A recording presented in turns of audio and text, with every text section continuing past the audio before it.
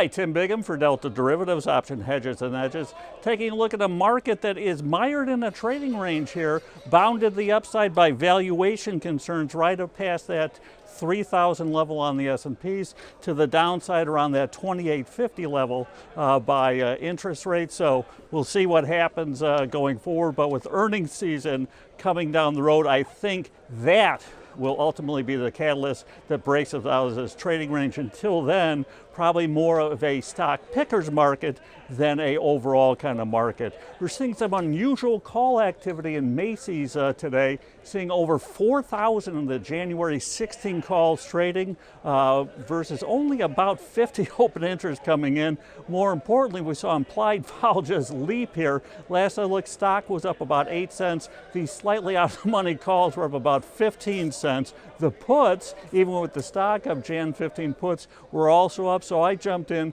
sold a strangle trade. So these 16 calls, 15 puts in a delta neutral fashion, just looking to capture that big implied volatility by that big call buyer in Macy's. Otherwise, a couple stocks I kind of like here that have been absolutely crushed lately. Roku and Netflix, both in the streaming space, kind of like targeting the 100 level on Roku. The stock was at 170 not too long ago, but like the implied vol as well, getting a rich option premium here. So going out to the October 195 put spread, collecting almost $1 on that, so about a 25% return on risk and a nice cushion to the downside. Same thing with Netflix, using the 250, 245 put spread, again capturing about $1 on that and some big implied volatility. We'll see what happens going forward here as the China fears slowly ebb away. We see the VIX creeping lower here, the market creeping higher. So at some point, I think